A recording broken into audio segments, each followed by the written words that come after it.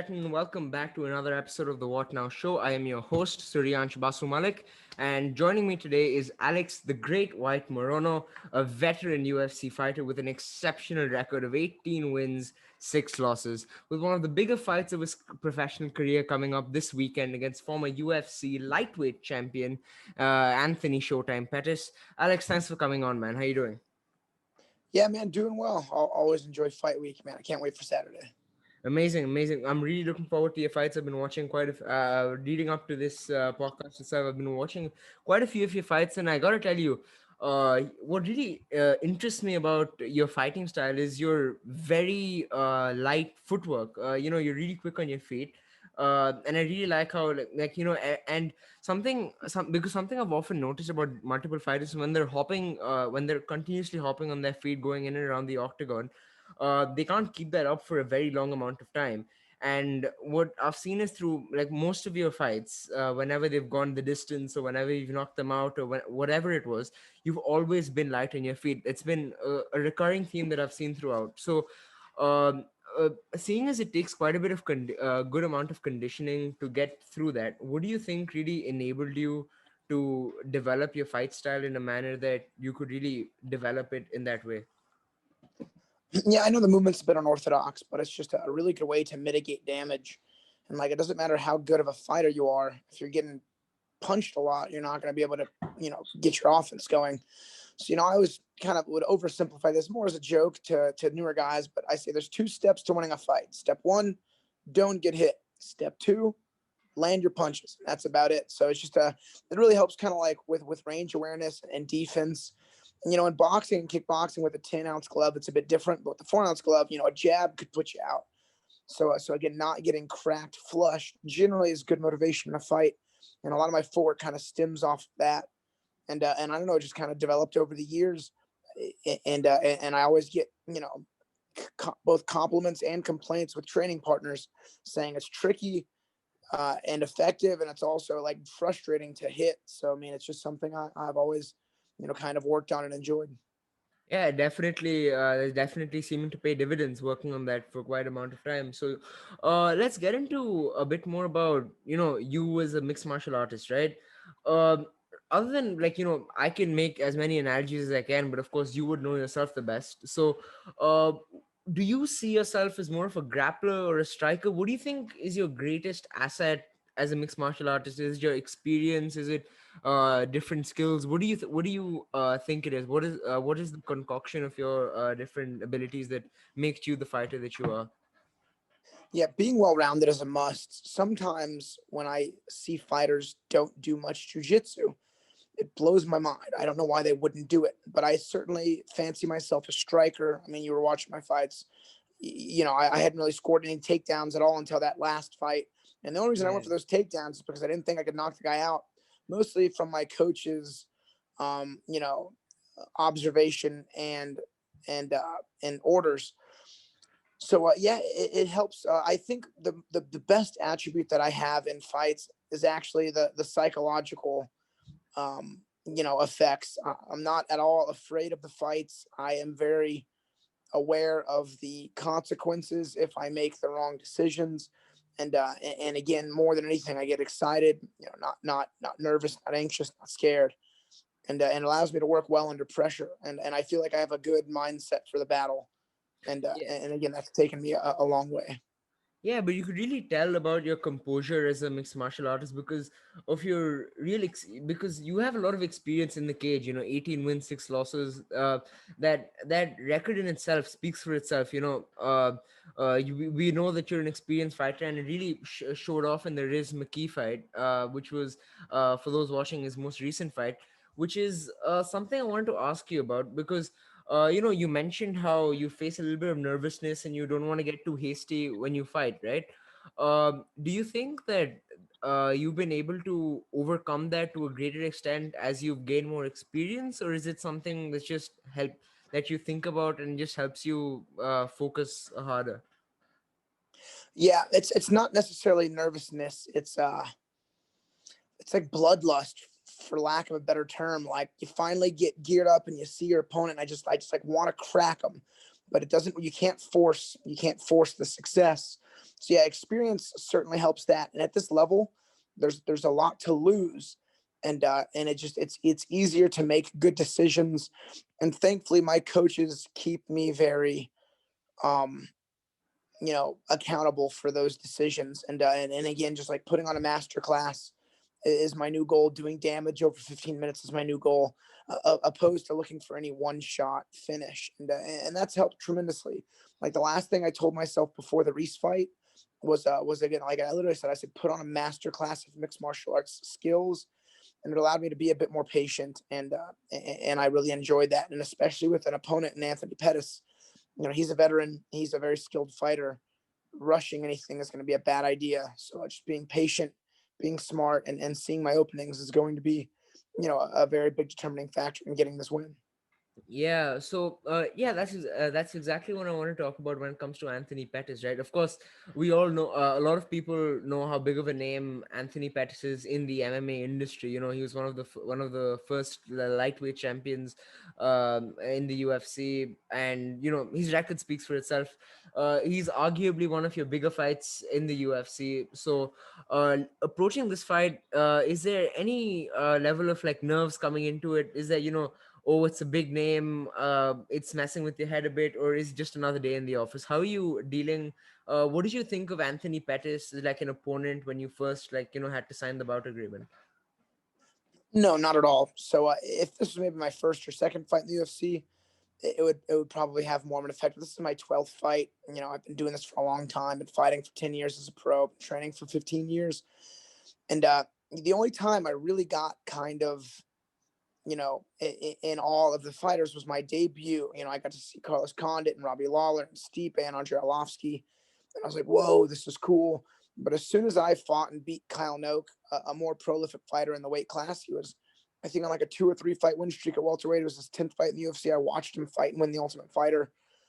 Once I beat the guy, I was like, these guys are no longer people I'm looking up to. These are my competition, and I need to make sure I'm better than these guys. So no, I never considered a Pettis fight. And when I got it, I was excited. But as soon as they announced the fight, I was like, okay, this dude is now my enemy. I'll have all the respect for him in the world after the fight, but for fight camp and during the fight, I'm going to make sure to just do as much damage as possible. And no extra nerves whatsoever. If anything, there's more to gain on a fight like this with the same amount of risk of any fight, especially of like a lesser named guy. So I mean, same to lose, more to gain. The scenario is better in my mind. Yeah, exactly. So that brings me to my next question, actually. So, of course, you've got a lot of experience. You've been, as you mentioned, you've been training for about 15 years now. What got you into MMA? What first attracted you about mixed martial arts, and how did you decide that screw this, screw that, I want to get into MMA?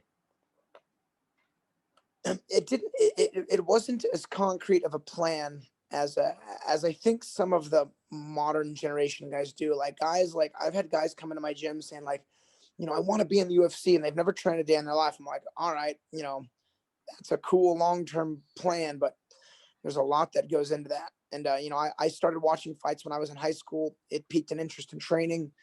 I started training and enjoyed it so much that I did it excessively. And after about 6 months, my coach at the time was like, Morono, you train a lot. You should compete. And I was like, Coach, I don't really know what that means. Sign me up. So I started doing like amateur kickboxing fights and jiu-jitsu tournaments. And it all just kind of snowballed. I never thought I'd ever make any money coaching or fighting. But as I got better and won more fights, there were more opportunities presented.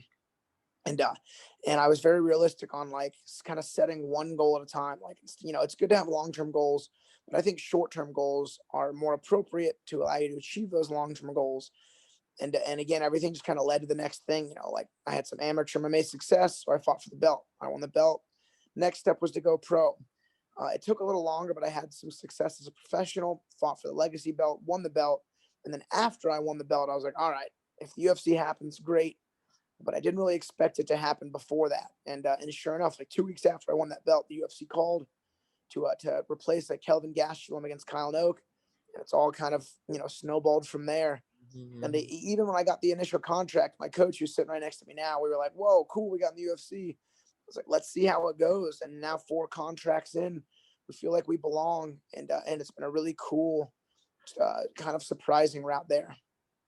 Yeah, well, that this fight is actually pretty interesting to me. Moving on, Anthony Pettis, of course, as I mentioned, is a really big name, and a win against him would, of course, be no doubt be a quick boost to your career as well. So I don't want you to be overlooking Anthony, of course, but where do you think a win over someone like Pettis would take you in your career? Yeah, again, I've been saying that all week. I'm certainly not overlooking this fight, and that's why I'm not mentioning any names because I really don't care. I got to win this fight on Saturday, but just a win over Pettis, it opens up the doors for any matchup in the UFC, any matchup, and just that as a fan, really, and a martial artist, blows my mind and excites me tremendously. If anything, it gives me that much more motivation to win the fight on Saturday. But I mean, you name it, anyone on the roster, I think is fair game with a win over Pettis. Yeah, of course. Going into a little more that comes into the fight, cornering and the lead up, training camps. So of course, I'm sure you and your coach have a bond that you share, and of course, he's sitting next to you. So when you guys get together, you can ask him to weigh in on this as well. What did he first tell you about Pettis, or what is his main approach towards his and your approach towards dealing with a fight? That's a good question, Coach. What was your initial thoughts on the Pettis matchup? Cool. Yeah, we were both excited. He's a year younger than I am. We were fighting together as amateurs, over a decade ago, and then once I started to get a little more serious and involved as a professional, he actually took on a very solid coaching style, and is the best pad holder you ever see. And he's kind of like my direct link. But then we both have our coach, who's Coach Safe Saud out of Fortis. So it's funny. Coach Safe kind of is Matt's like coaching coach, and he's my fighting coach. And there's just a lot of really cool aspects to come out of this. I think this is a really good time to catch this Pettis matchup. And it was funny, I was teaching class on Tuesday when they called with the matchup, and then Coach was teaching the kids kickboxing. I was teaching the kids jiu-jitsu. And once I got the matchup, I was like, "Hey, Coach, you never guess who they just offered." And he was like, "Who?" And I was like, "Anthony Pettis." And he was like, "No way, that's awesome."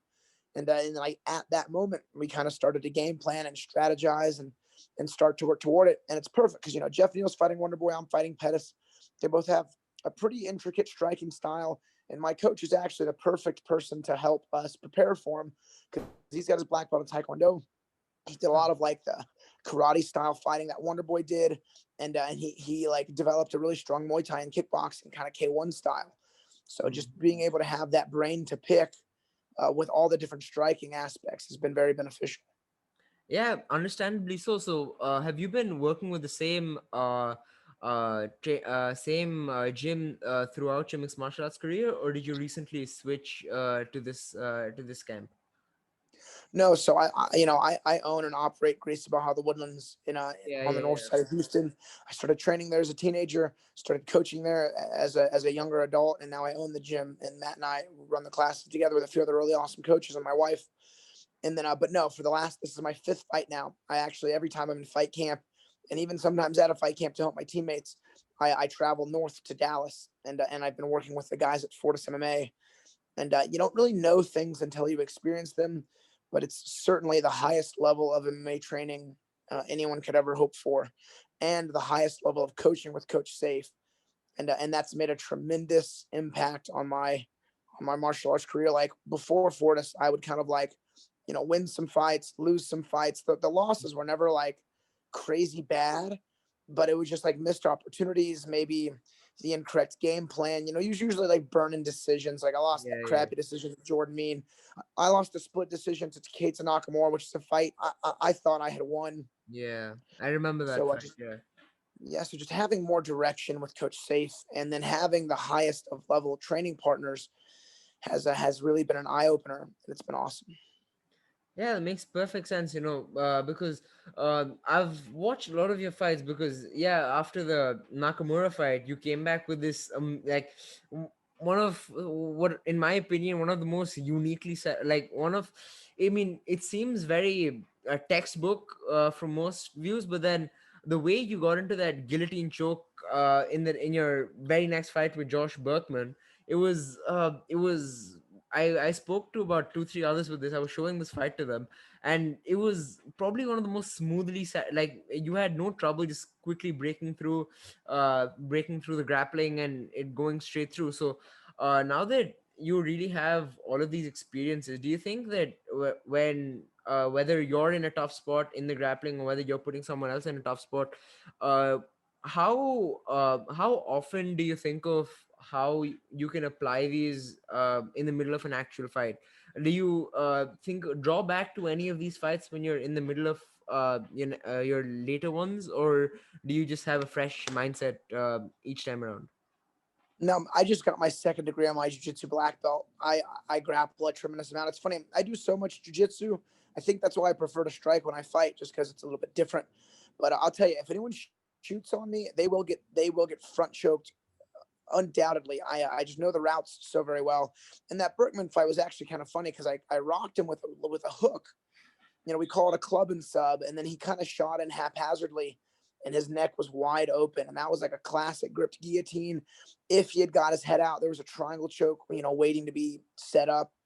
And now I'm super comfortable with the reactions on the ground. You can't get a black belt without knowing the reactions intimately. And no, it was just easy to do. But I prefer to finish fights on the feet with strikes because I think tapping is like an easy way out. It's like giving the guy a choice when to quit. Whereas when you knock him out, you don't give him a choice in anything.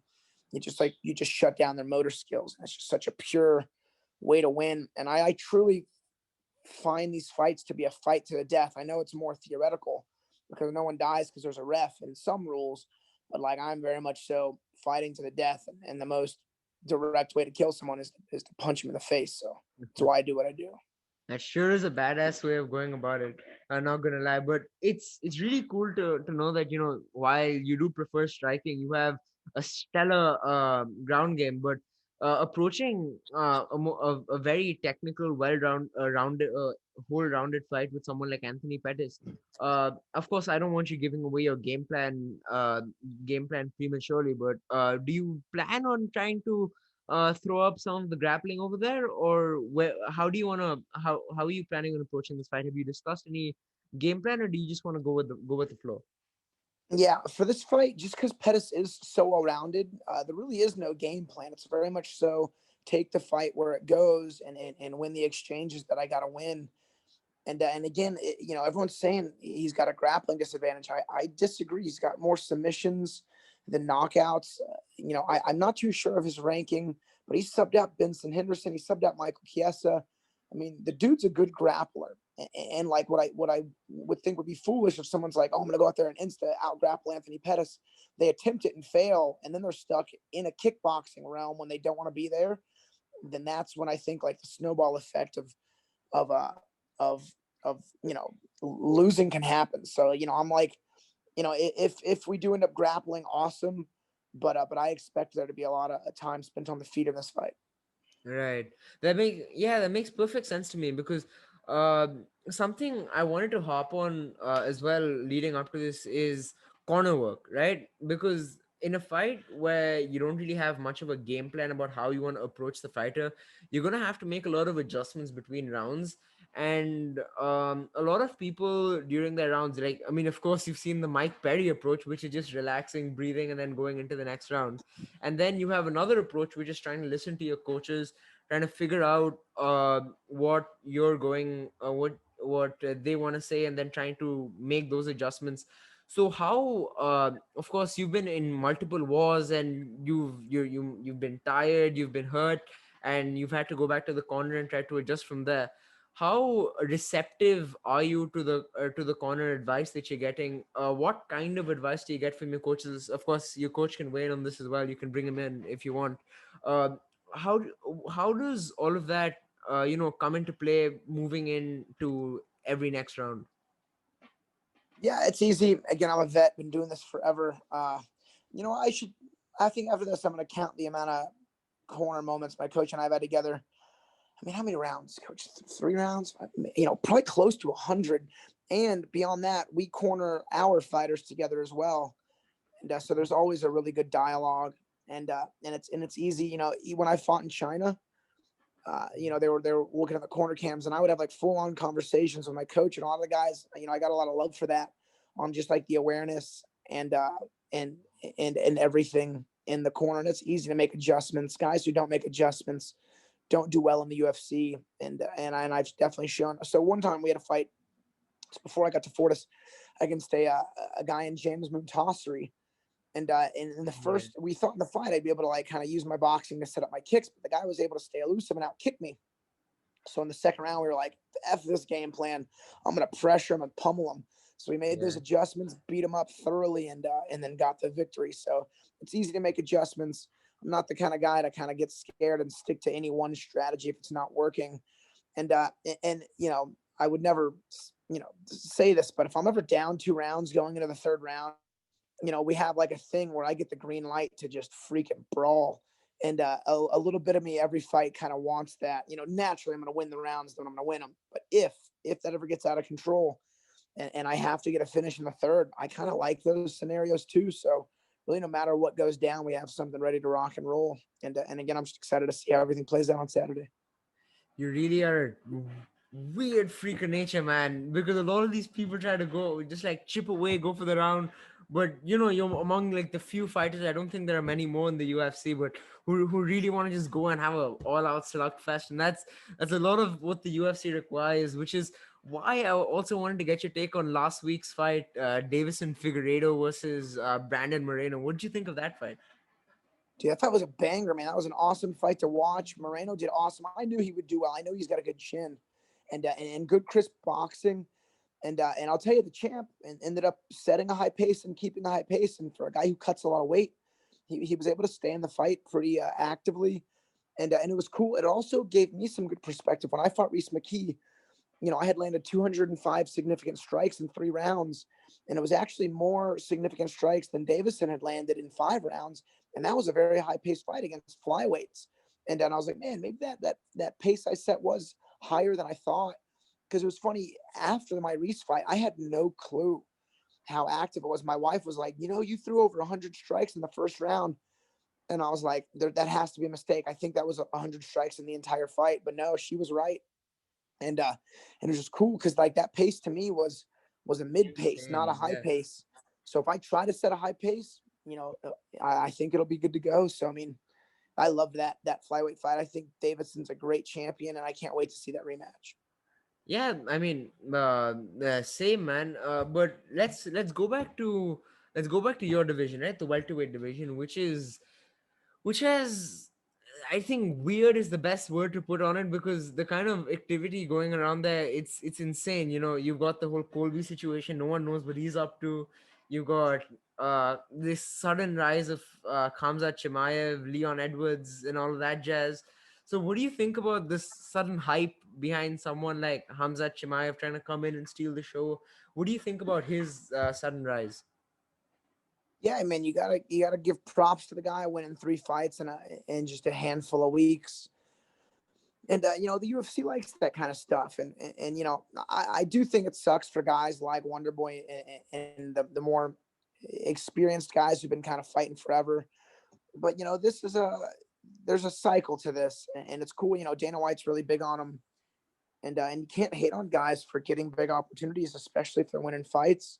I'm curious to see. I think Leon Edwards wins that fight, but I've also heard from people that like in the training room, Hamzat is able to easily out wrestle and control 205ers and even heavyweights. And yeah, his fight against Mearshart, would have been an eye opener to see how he does with grappling, but he was able to finish that fight so quickly. Really didn't get to see too much. Yeah. And I don't know, but I mean, again, I'm not a hater. I'm not going to sit there and knock guys for their accomplishments. And if anything, good for him. I'm curious to see how he does in the top five. I mean, best of luck. That's not an easy crop of dudes to be fighting. Yeah, it's completely true, because even Leon went in and said that, something that was very eye opening, because he said that, Hamzat's done this in his first few fights and all of that. But what people aren't realizing is that when Leon started out as well, he had a very similar beginning to it as well. But anyhow, let's not harp behind this anymore. I wanted to talk more about your experiences with the UFC. That's something I really wanted to touch upon because you've been with the UFC since about 26, quite a few years, 2016 if I'm not wrong. So January 2nd, 2016, almost exactly 5 years. yeah, almost exactly 5 years. Exactly. So you've been here a long time, and I think the most unprecedented time for the UFC came, of course, during this whole COVID-19 situation. And it's been a front runner when it comes to having these COVID measures, dealing with the whole Fight Island thing, different tests and all of that, quarantine, which we had to deal with in the setup of this very interview itself. So. Uh, how well rounded do you think these measures are? What's this whole experience been like? How new is it? So one, I've always admired Dana White, and what he's been able to do this year has been awesome. We've watched UFC fights every single week, giving guys a lot of opportunities, letting them make money. I mean, Kevin Holland's a good example. 5 wins this year. I know in his last fight he made 250K. He's probably made close to $1 million this year. That's awesome. And then in terms of the COVID procedures here, it's all very thorough, and I can't compliment and thank the UFC staff enough for being awesome, even before COVID. Like, it's the behind the scenes things that no one ever sees other than the fighters, but they take care of absolutely everything, and I mean everything. And again, I can't be happier with being with this company. Staying with the UFC is my primary goal. I plan on retiring in the UFC. And again, the staff is so great. Anytime I fight in Houston, I always make sure to make the staffs some T-shirts, and I've always got good reception on that. But I mean, the UFC is the coolest from the business side to taking care of the fighters. I really, really enjoy it. Yeah, man, that's completely solid. And I think one of my last few questions before we wrap it up, I don't want to take too much more of your time. So there's been a lot of talk about how different fighters keep switching, training camps, and this sort of irregularity between this camp and that camp, and dedication to the fight camp and everything, weight cuts. So my last question here would be, when you're thinking about this fight, how has your training been for the Pettis fight? Of course, it's not a very long notice fight, so the whole adjustment to it, setting up camp.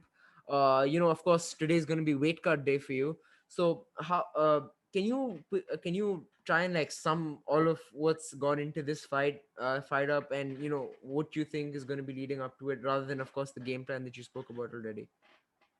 Yeah, it was very easy. I own and operate a gym.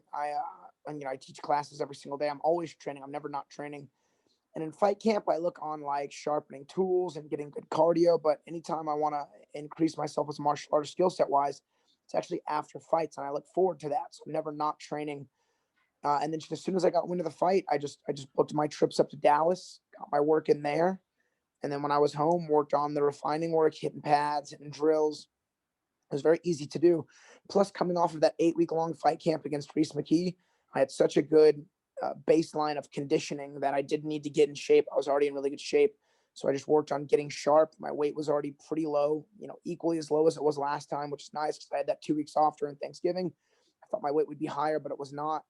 And it's the same weight cut I've made my whole career, which is, it's not fun, but it's not hard. And it's just all been very, very easy. It's a perfect storm of this opportunity.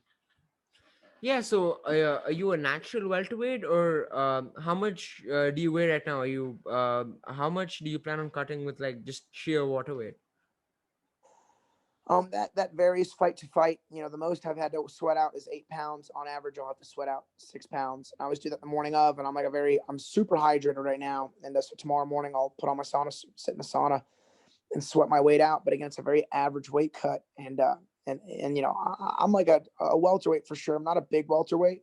I've fought smaller guys, but the weight cut's always been easy. But I'm in that weird boat. Making 55s certainly too hard. I tried once, and I didn't make it. Like, I did like a test cut and I didn't make it down, and I felt terrible. And I lost like my speed and strength, which, and well, the lightweights, they're just like a little smaller than myself, and they're fast and strong. So I actually like being the quicker, healthier welterweight. and it's worked out tremendously through my career. I even fought at 185 a couple times, taking short notice fights in Houston, and felt fine there too. And if anything, I'm getting stronger as I grow older too. So that's easily leveling out, and it's just been an easy process. And being healthy is very important. I have a friend. His name's Ayman Fakayas. He's a neurosurgeon, and anytime I have to get any MRI work done on my head, like when you fight for Nevada, every 3 years you need a brain MRI, and for Cali it's every 2 years. Hmm. So I see him every couple of years, and I just super pick his brain on concussion protocols and everything. And I'm very aware of mitigating any head trauma that I can. And even in training, I make sure not to take any excessive damage. And I feel like durability has allowed good longevity in the sport. And again, historically looking at my fights, I know I've suffered a couple finishes, but the punches weren't like they weren't the worst. Thankfully, it was usually like one and done shots. And then fights where I won or even lost decisions. I mean, you watch them, you see I don't get hit in the head that often, and that is by design. Right. Well, that's pretty interesting to hear, because you always see like this lack of education among fighters among about like what the health protocols that should be taken, because some people go wildly uneducated into their training camps, and you've seen a lot of injuries come out of them. So it's, like, respect to you, man, for making sure you're right with the way you're doing it. And of course you're a gym owner as well, so it's standard protocol to like know what you're doing. So the fact that you're able to understand would, I think, would really translate on how you would do well as you would do well, training others as well. You'd understand, even being a fighter, you'd understand how to coach them, you'd understand how to do the corner work, listen to what you'd want to listen to when you're in the say what you'd want to listen to in the corner as well during those round breaks. And when you spoke about weight cut, something that really interested me was because that one time you missed weight, and how weight cutting, you have to be really careful about it. And you had that Tony Ferguson example where he cut weight like 2-3 times to 155 before the fight, and lost a lot of strength in the process. So it's really interesting about how there's these different approaches to it. So that's complete respect to you, man. And you know uh, you know what, I don't want to take too much more of your time because I understand you have a busy schedule.